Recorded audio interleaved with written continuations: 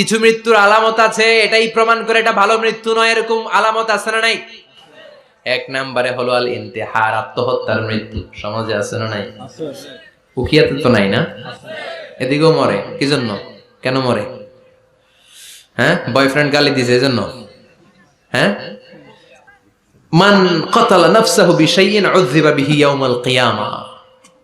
যে জিনিস দিয়ে যে যাকে মেরেছে, আত্মহত্যা করেছে, সুইসাইড করেছে, কিয়ামতের দিন ওই জিনিস দিয়ে সে তাকে মারবে, এটাই হবে তার শাস্তি। ওড়না পেঁচিয়ে যারা আত্মহত্যা করলো ওর শাস্তি ওড়না পেঁচানো। বিষ খেয়ে যারা মারা গেল তার শাস্তি জাহান্নামের বিষ খাবে আর চিৎকার করবে।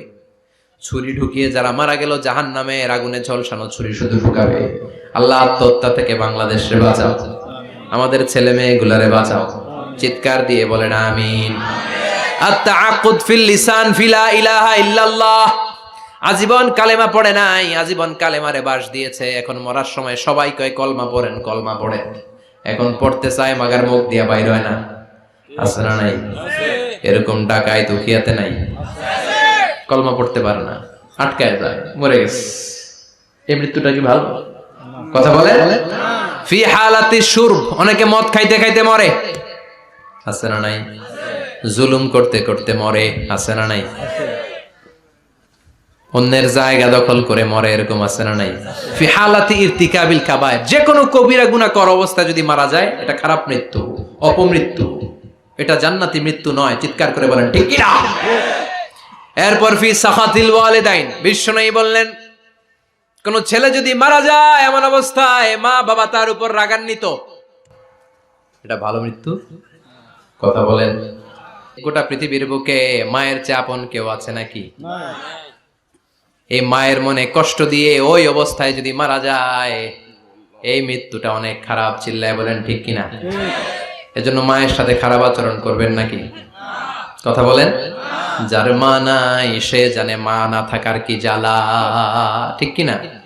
যখন রাত্রি নিঝুম এই চোখে ঘুম, একলা শুধু ঘরে, তোমায় মনে পড়ে মাগো, তোমায় মনে পড়ে। যখন রাত্রি নিঝুম এই চোখে ঘুম, একলা শুধু ঘরে, তোমায় মনে পড়ে মাগো, তোমায় মনে পড়ে। এজন্য মায়ের দোয়া সবচেয়ে বড় দোয়া। মা রেগে আছে, মা বদদোয়া দিয়েছে, বাবা বদদোয়া দিয়েছে, বাবা আপনার উপর অসন্তুষ্ট, ওই অবস্থায় ছেলে মরলে এটা কি ভালো মৃত্যু?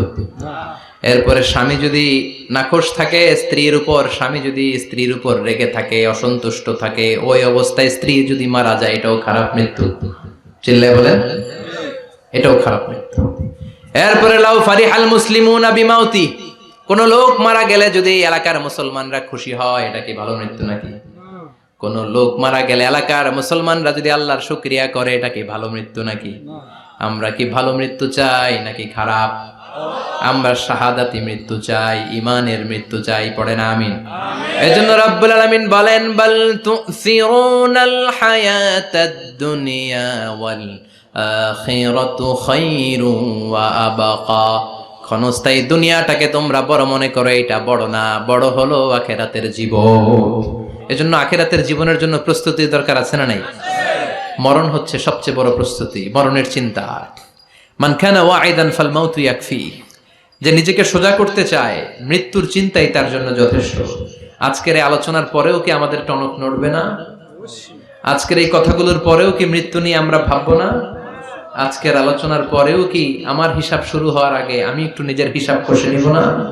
আল্লাহ আমাদের সবাইকে কথাগুলো বুঝার ও আমল করার তৌফিক দান করুক। আমরা পড়ি আমিন।